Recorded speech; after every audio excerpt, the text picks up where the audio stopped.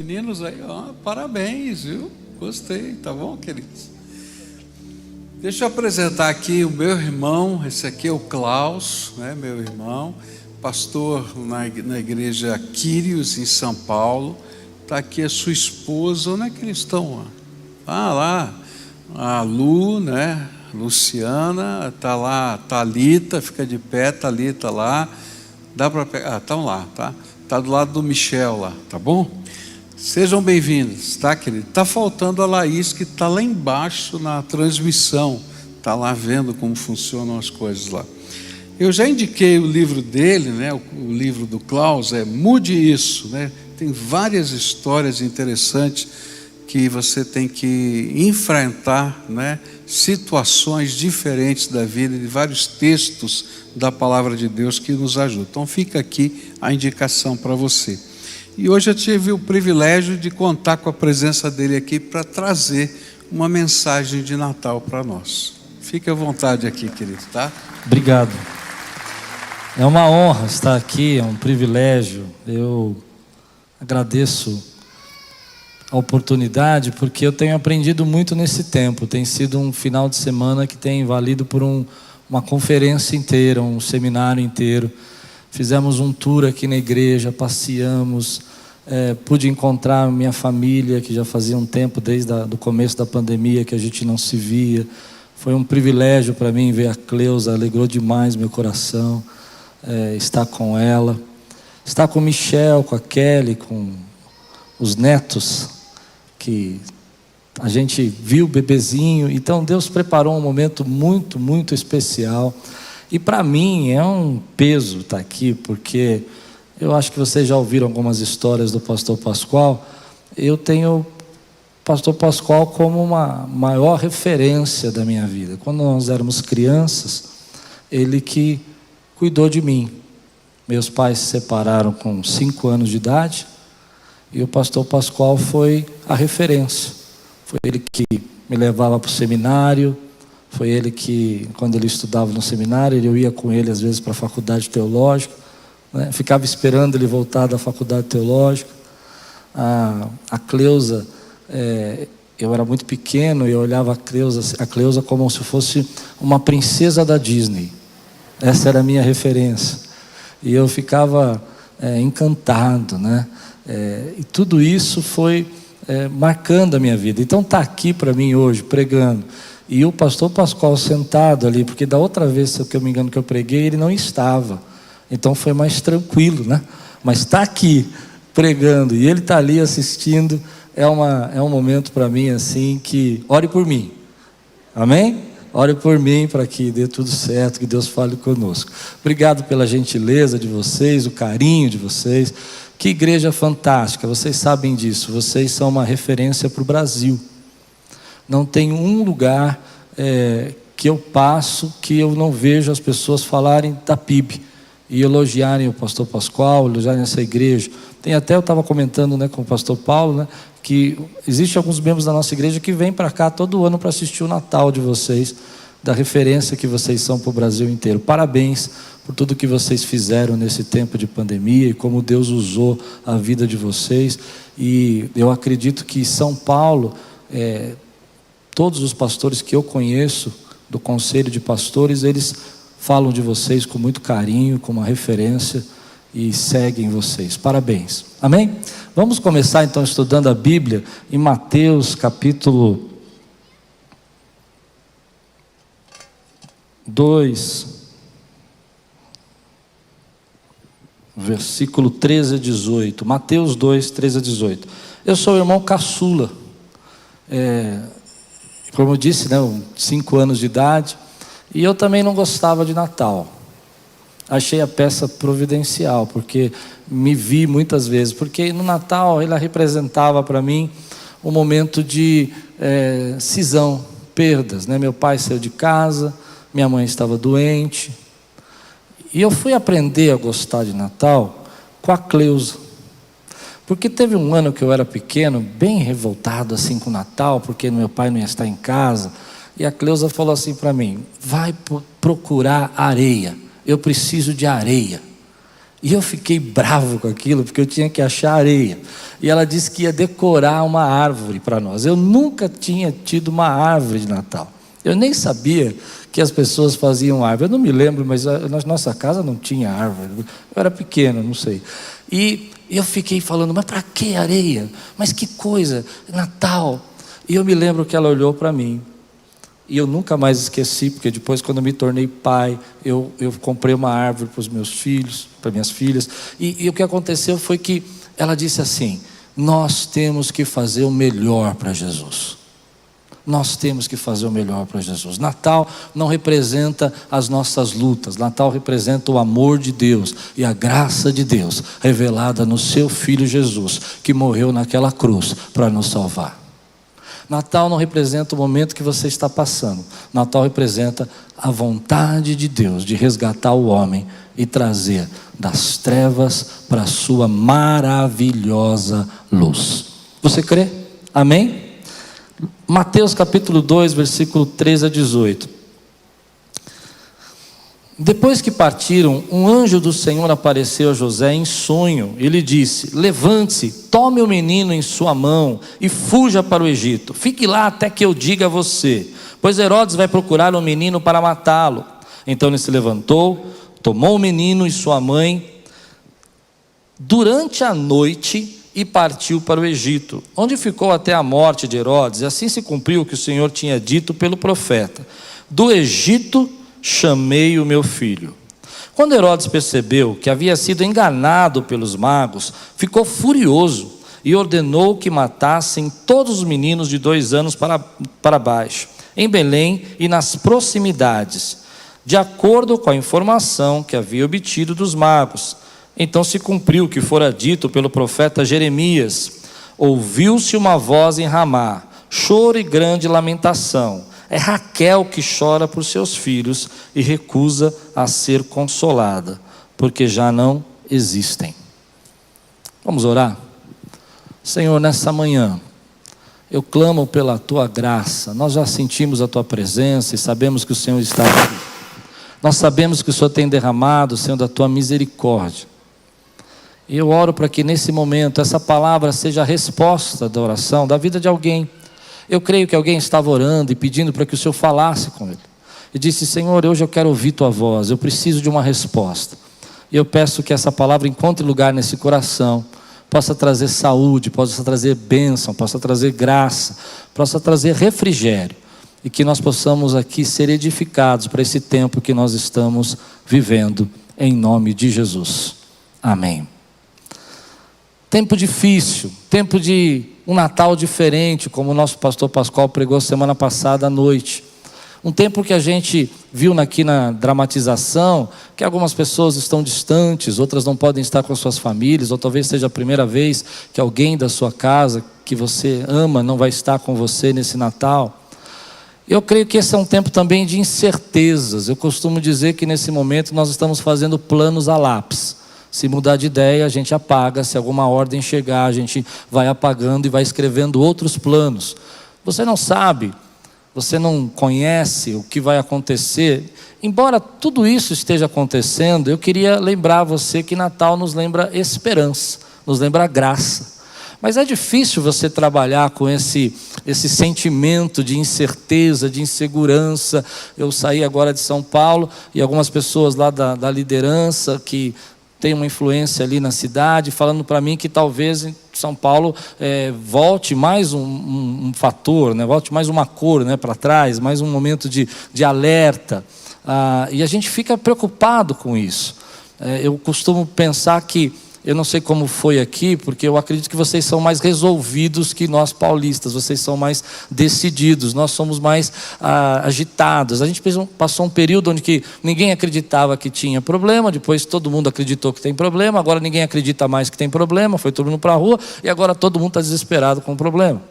E você vive essa incerteza na tua vida, né? Eu passei um tempo no meu ministério que eu recebi algumas ligações, as pessoas dizendo: pastor, vai dar tudo certo, nós vamos viver, nós vamos viver. E a mesma pessoa no dia seguinte: pastor, nós vamos morrer, nós vamos morrer. E a gente vive essa insegurança que mexe com a gente, mexe com a nossa cabeça, mexe com o jeito da gente viver, mexe com a forma como a gente se relaciona com Deus, mexe com a maneira como a gente adora, porque a gente fica vivendo essas dúvidas, essas batalhas, por mais que a gente não goste de falar, e a gente se pergunta para Deus, Deus, onde que o Senhor está em tudo isso? Como é que a gente vai agir? O que nós temos que fazer? Qual que é a sua vontade para a minha vida? Quais são os seus planos para mim o ano que vem? Tudo isso está dentro do nosso coração. Quando eu leio esse texto, eu me lembro que quando Jesus nasceu, era um período também de incerteza. Era um período de muita dificuldade, embora fosse a plenitude dos tempos, era um período, como a Bíblia diz, era um período onde que havia ditadores como Herodes, que podiam decretar a morte de crianças.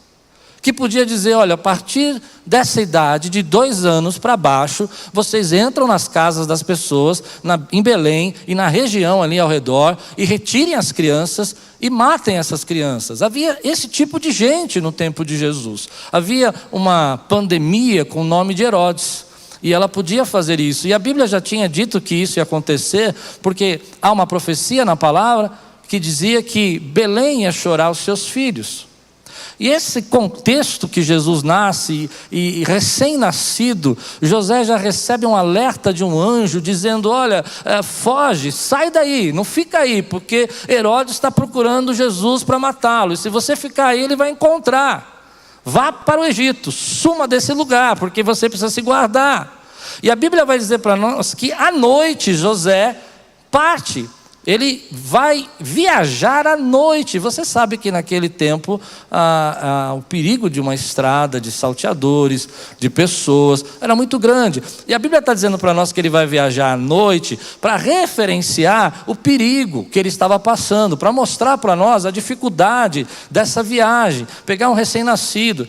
Naquela época as pessoas não viajavam de carro, as pessoas não andavam em estradas sinalizadas com luz, as pessoas tinham que pegar um pouco de mantimento, e as viagens eram longas, as viagens eram extensas e perigosas. Esse é o mundo que Jesus nasce. Ele nasce nesse mundo onde há Herodes, onde há um império romano que crucifica as pessoas na porta da cidade. É nesse mundo e nesse contexto que a gente não entende que Jesus vai ter o primeiro Natal. Você pode imaginar isso? O império dominando, o sistema econômico dominado por Roma. Roma tem um império tão grande que vai da Inglaterra até o Oriente Médio. E todas aquelas pessoas estão em Israel escravizadas por esse império. E aí você olha para tudo isso e você faz uma comparação com essa incerteza que nós vivemos, com esse momento que nós estamos passando, e você fica pensando, mas o que Deus tem para nos ensinar? E eu quero tirar aqui 4 lições sobre esse tempo de Natal, de incertezas que nós estamos vivendo, mas que traga muita esperança, que traga muito consolo, que nos traga uma revelação de um Deus que é soberano, que está sobre os céus e que governa. A primeira lição que eu tiro é que nesse mundo estável que Jesus nasceu, Deus está cumprindo promessas. Deus está cumprindo profecias. E governos não conseguiram parar as promessas de Deus. Aquilo que milhares de anos antes, Deus já havia dito que ia acontecer, embora Herodes tenha usado toda a sua força para conseguir impedir, não pôde impedir o que Deus havia decretado na sua palavra. A lição que eu tiro do Natal é que, embora o homem seja contrário à vontade de Deus, embora o homem não deseje que Deus cumpra seus planos, e não deseje, o homem mau que eu estou falando, não a igreja, é claro, não deseje que Deus faça com que a sua palavra seja verdadeira, ninguém pode parar o nosso Deus. Ele está sentado no trono e Ele é soberano. Você crê? Quando eu penso nisso, eu vejo a minha história de vida, eu vejo Deus trabalhando aqui nesse lugar, eu vejo o que Deus fez na vida do pastor Pascoal e essa igreja linda, eu vejo como Deus continua escrevendo a sua história. E nesse tempo a gente foi muito atacado nas nossas convicções. Pessoas dizendo para nós, olha, onde está Deus? Olha as pessoas aí sofrendo, o que adianta orar? Eu recebi em São Paulo, um dos cultos que eu estava fazendo, dizendo assim, olha, não ore para que as pessoas fiquem curadas. Como vocês fizeram agora? Não ore por isso, porque você pode ser acusado. E eu disse, nós oramos para qualquer outro tipo de doença, e oramos para que Deus, qualquer outro tipo de problema, e nós não podemos parar de orar, porque Deus continua sendo o mesmo. O trono, querido, do universo não está vazio. O trono, querido, ainda tem um rei, que não precisa, e não pode, e não tem como ser surpreendido em momento nenhum. Porque tudo o que Ele tem para fazer, e tudo o que Ele disse que faria na sua igreja, na sua vida, na sua família, dentro do teu coração, todas as promessas que você carrega dentro de você de Deus, lá que um dia Deus tocou seu coração e disse, eu vou fazer da sua vida dessa maneira, Ele vai cumprir uma a uma, porque Ele continua sendo Deus. Ninguém é como o nosso Deus. Então eu vejo um homem poderoso como Herodes, eu vejo essa mão terrível, esse déspota querendo matar crianças, e Deus falando, olha, vamos sair daqui, vamos procurar um caminho, você vai para um outro lugar. E eu queria dar uma lição para a minha vida. Às vezes eu preciso me lembrar disso, eu não sei você, eu sou bastante ansioso, mas eu preciso me lembrar, nós não estamos sozinhos, nós não estamos à mercê da nossa própria força, nós não estamos à mercê da nossa própria condição para nos resolvermos. Deus ouve as nossas orações e responde. Deus sabe o que vai no fundo do seu coração e aquilo que você precisa. Deus conhece a sua necessidade. Deus sabe o momento que Ele tem que te socorrer, te mandar sair, te proteger. E Ele continua fazendo isso na nossa vida. O que eu vi nesse tempo é que algumas pessoas disseram que nós íamos ter problemas porque as igrejas ficaram fechadas. Mas na verdade nós crescemos. Deus usou esse momento para atrair uma multidão de pessoas, para despertar pessoas que estavam dormentes, que até criam em Deus, até amavam o Senhor, mas estavam tão ocupadas com seus problemas e com a sua vida, que deixaram Deus em segundo plano. E Deus usou esse momento para dizer, ei, eu vou resgatar você, eu vou trazer você de volta, eu vou abençoar a tua vida, eu vou despertar sonhos que estavam adormecidos, porque nada pode parar os meus projetos na sua vida. No começo da pandemia, eu estava na Índia pregando. E voltando da Índia, por 7 dias eu não fiquei preso na Índia. Preso para não poder voltar, fecharam as fronteiras. E quando eu cheguei em São Paulo, muito feliz porque estávamos bem, tínhamos chegado em São Paulo, um irmão liga, e fiz uma série de projetos para o mês seguinte que nós tínhamos voltado. A gente queria terminar uma obra na igreja, fazer uma galeria, e um irmão liga e falou assim, pastor, eu acho que nós vamos fechar. E eu fiquei bravo. Eu falei, não, Deus me guardou lá, nós não vamos fechar, nós vamos continuar cumprindo tudo que nós tínhamos planejado no nosso cronograma. E a igreja fechou. 2 semanas depois do máximo, a gente estava fazendo um culto com um templo vazio, eu olhando para as câmeras, como vocês fizeram também, né? E foi interessante que tudo que Deus tinha colocado no nosso coração para fazermos esse ano, que eu creio que aqui foi até mais, Deus cumpriu as suas promessas, ainda que a igreja estivesse com a porta fechada, porque Ele não deixou de ser o Rei da Glória, o Senhor dos Senhores, como cantamos, o El Shaddai, o Todo-Poderoso. A segunda lição que eu tiro desse texto, que para mim fala muito, eu não sei se isso vai falar tanto com você, mas para mim foi o que eu precisava ouvir. Está em Mateus capítulo 2, eu quero reler o versículo 14 e 15. Ele diz assim, então ele se levantou, tomou o menino e sua mãe durante a noite e partiu para o Egito, onde ficou até a morte de Herodes. Note que ele ficou lá até a morte de Herodes por cerca de 2 anos, 2 anos e meio. E assim se cumpriu, perceba essa frase, e assim se cumpriu o que o Senhor tinha dito pelo profeta, do Egito chamei o meu filho. Toda a perseguição de Herodes, na mente dele, jamais ele imaginou que ele estava cumprindo profecias. Ele nunca pensou que ele perseguindo Jesus, ele estava seguindo a palavra de Deus. Ele estava fazendo acontecer o que a Bíblia disse que ia acontecer. Ele estava direcionando Jesus da maneira exata. E eu acredito muito que Mateus colocou esse texto aqui, porque alguém poderia no futuro ler e dizer assim: não, mas Jesus não pode ser o Messias. Jesus não tem como ser o Messias, porque a Bíblia diz que o Messias viria do Egito. Do Egito chamei o meu servo. E as pessoas diziam: e Jesus nunca foi ao Egito, Jesus não esteve no Egito, Jesus não teve motivo para estar no Egito. Então, Mateus vai dizer para nós: olha, aconteceu essa perseguição, Herodes tentou matar as crianças, um anjo apareceu, e quando apareceu e disse para ele fugir, José na madrugada, na noite, saiu e fugiu, para que se cumprisse o que Deus disse que faria, que do Egito chamou o meu servo. Então, ninguém pode dizer que Jesus não é o Messias. E aqui está a chave que eu quero pregar para você hoje. Às vezes, querido, nós não entendemos que perseguições, batalhas, portas fechadas, eu não sei se você teve aqui nesse tempo uma porta fechada, uma perda às vezes de um emprego que você gostava muito, ou até mesmo um momento de dificuldades financeiras, é um jeito, é uma maneira de Deus começar a cumprir promessas que Ele fez na sua vida há muito tempo.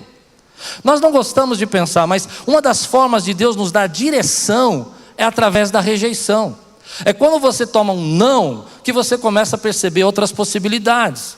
A nossa vida fica confortável, a nossa vida fica segura, e nós não queremos mudar nada. Mas de repente Deus fala: eu quero fazer algo, eu quero cumprir promessas na sua vida, eu quero desenvolver algo novo em você, eu quero criar coisas na sua vida que você nunca viu. E você pensa: uau, vai começar uma fase maravilhosa, e Deus vai fazer acontecer, Herodes vai sumir, e os problemas vão acabar, e esse menino vai poder crescer junto com a minha parentela.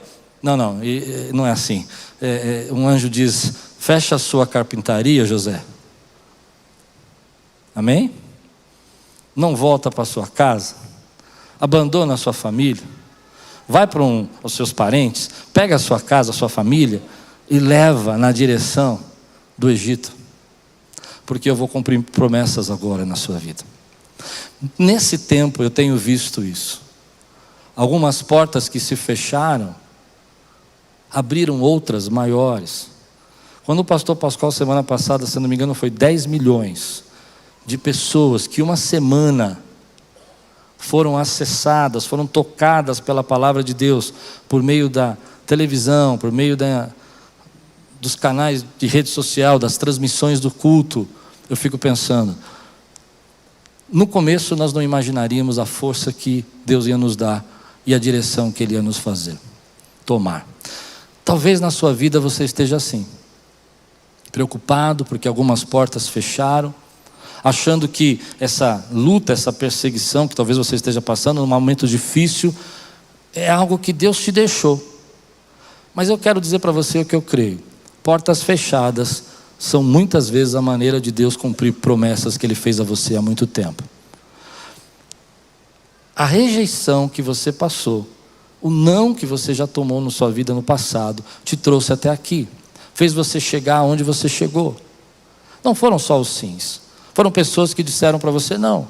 Quando eu era jovem, eu queria trabalhar com marketing, queria ser publicitário, e as portas se fecharam de uma maneira.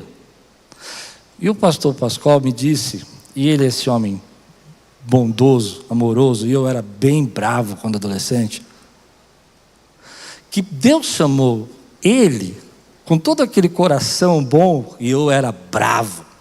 Dá para entender bravo, né? Briguento. 5 vezes. Não foi?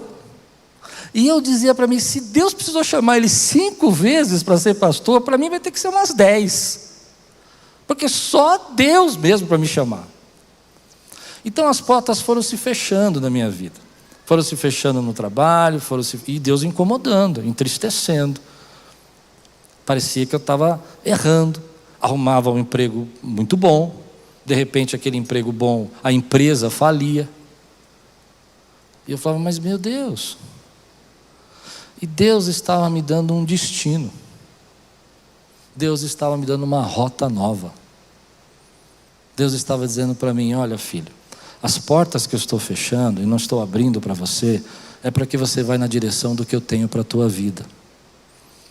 Recentemente, um casal lá da igreja chegou, começou a congregar, um casal muito simpático. Eu achei que eles já estavam até na igreja antes e estavam no grupo de integração da igreja.